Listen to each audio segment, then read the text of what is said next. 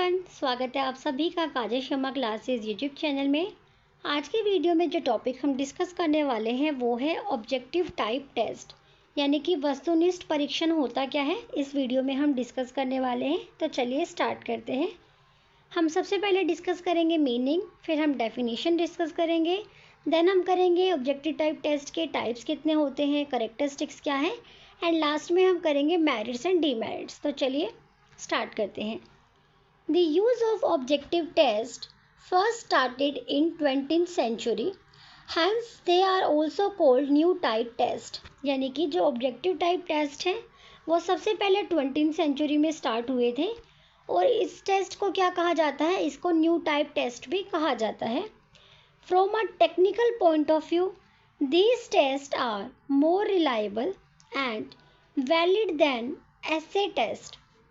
यानी कि जो एसे टाइप टेस्ट है ये एसे टाइप टेस्ट से ज़्यादा रिलायबल होते हैं, ज़्यादा वैलिड होते हैं। In objective question each question has a definite answer.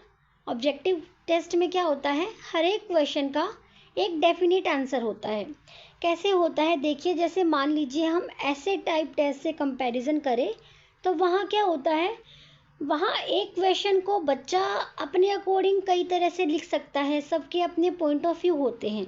लेकिन ऑब्जेक्टिव टाइप टेस्ट में क्या होता है, हर क्वेश्चन का एक आंसर होता है जो कि डेफिनेट आंसर होता है। And same answer is expected from the candidate, और वही आंसर एक्सपेक्ट किया जाता है कि बच्चे को उसी का आंसर पता हो।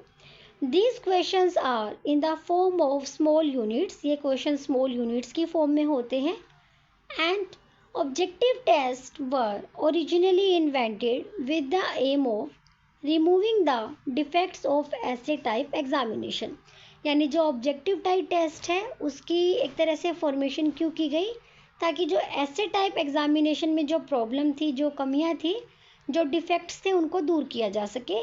तो ये था meaning of objective type test. Next है definition of objective type test. Objective type test की डेफिनेशन क्या है, according to Douglas and Holland, the purpose of objective test is to obtain marks and standards which are relatively not influenced by subjective factor.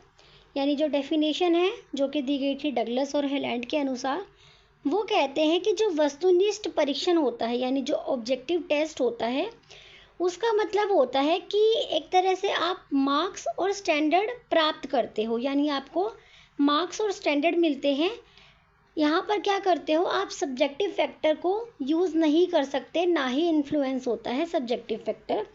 Subjective factor में क्या होता है, जो person होता है उसका पर्सनल ओपिनियन कैसा है किसी चीज़ को लेकर, वो क्वेश्चन शामिल होता है। लेकिन ऑब्जेक्टिव टाइप टेस्ट में क्या होता है, एक क्वेश्चन का डेफिनेट आंसर होता है और कैंडिडेट से उसी की एक्सपेक्टेशन की जाती है। नेक्स्ट है types of objective type test. Objective type test के यहाँ पर हम टाइप्स डिस्कस करेंगे। मेनली 2 टाइप्स के होते हैं ऑब्जेक्टिव टाइप टेस्ट। फर्स्ट जो टाइप है वो है recall type test. Recall type test का क्या मतलब है कि अगर हम कुछ याद करते हैं तो हमें याद आ जाता है अचानक से उस चीज़ का आंसर क्या है, तो वो है रिकॉल टाइप क्वेश्चन।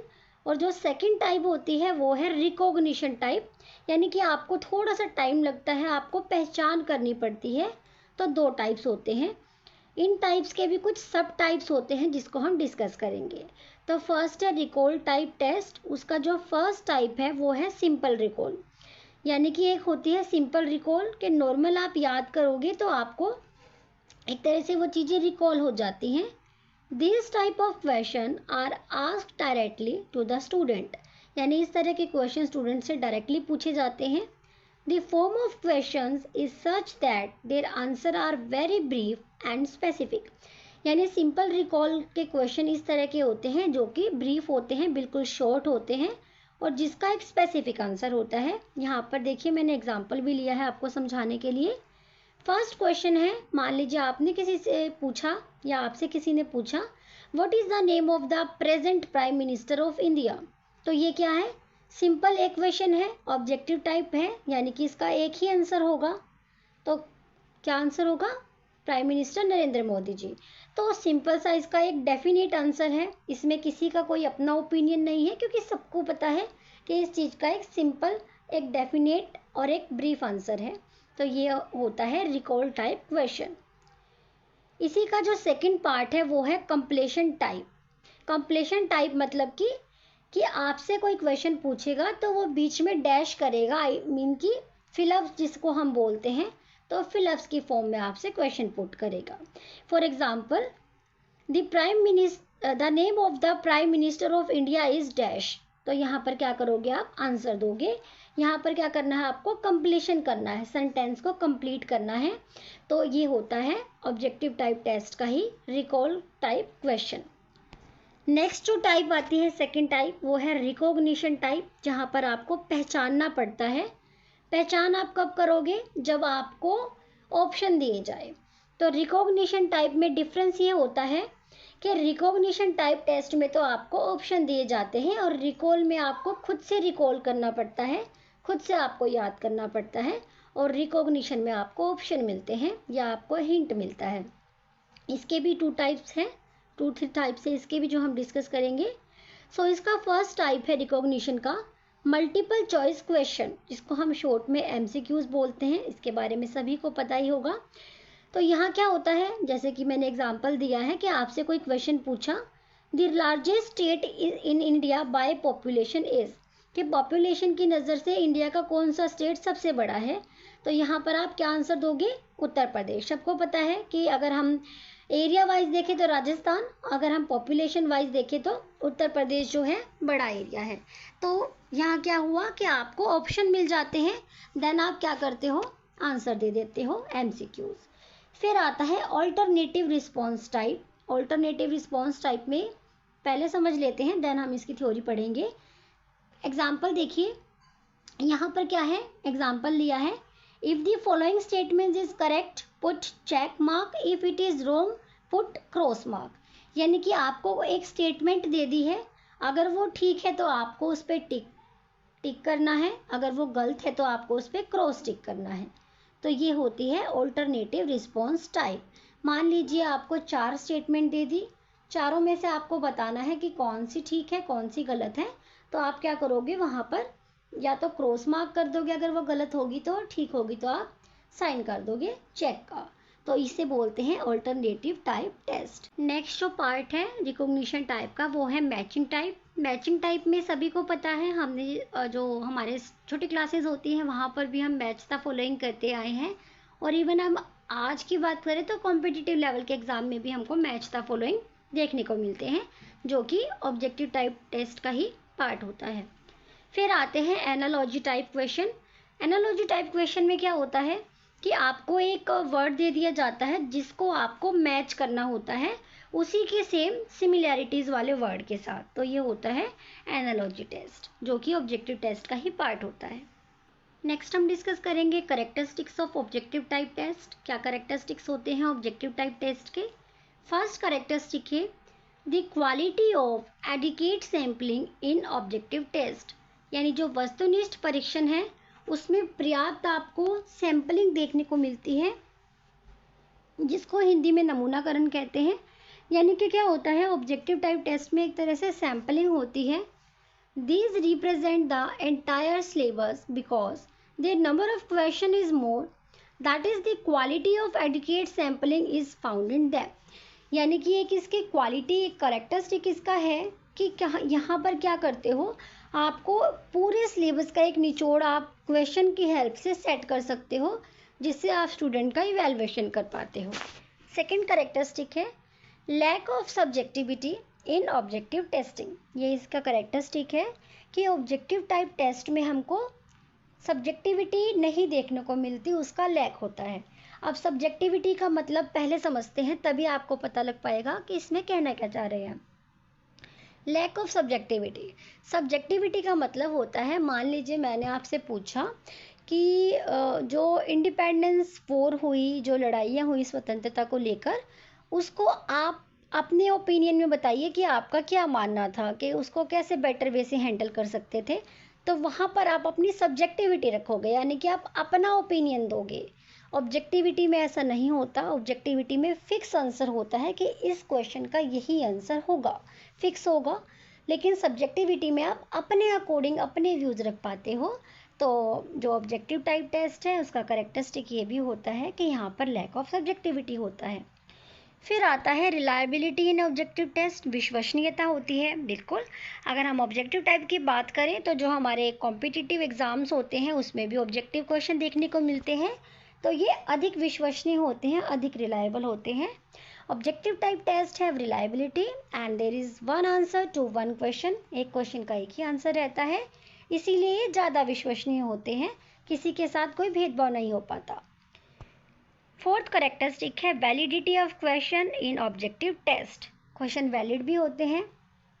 वैलिड का मतलब क्या है कि जो पर्पस होता है, जिस पर्पस से आप टेस्ट ले पाते हो, वो जो स्टूडेंट्स हैं उनका एक एवरेज क्राइटेरिया डिसाइड कर लिया जाता है कि ज़्यादा टफ क्वेश्चंस भी ना हो, ज़्यादा इजी भी ना हो, कि सभी स्टूडेंट को एक लेवल पे लेके जाया जा सके।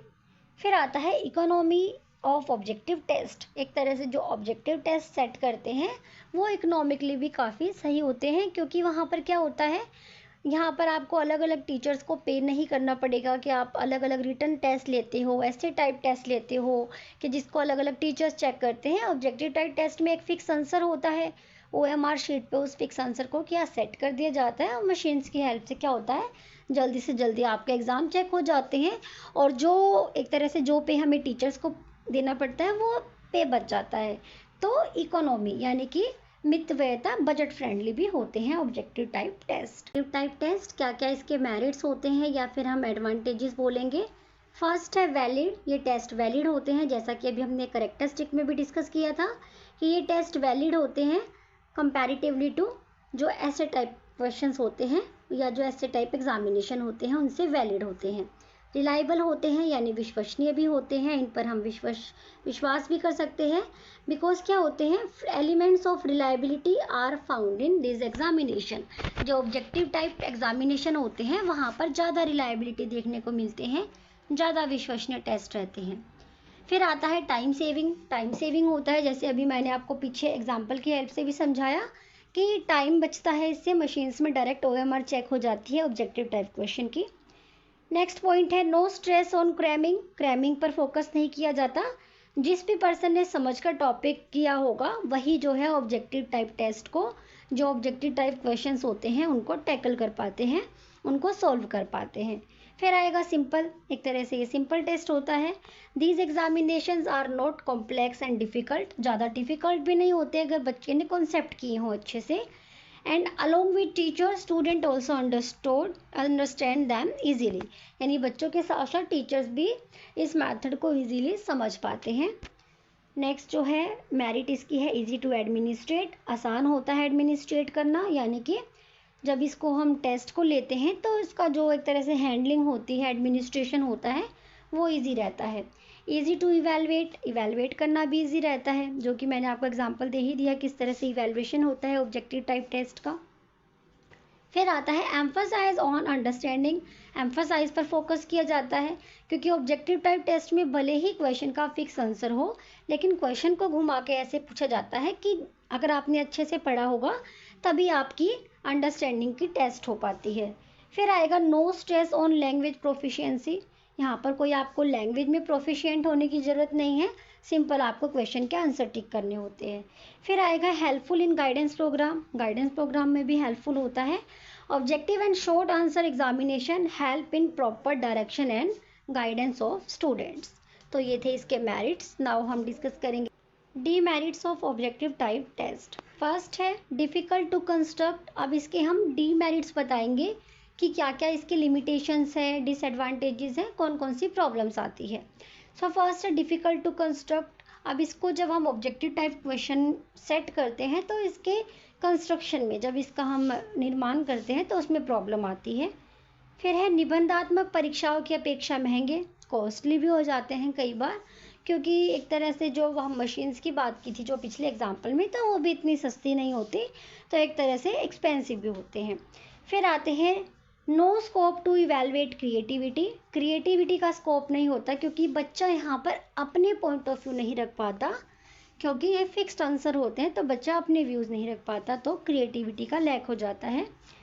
फिर आता है doesn't promote ability of expression, यहाँ बच्चा खुद को एक्सप्रेस नहीं कर पाता, यानी अभिव्यक्ति की क्षमता का विकास नहीं हो पाता।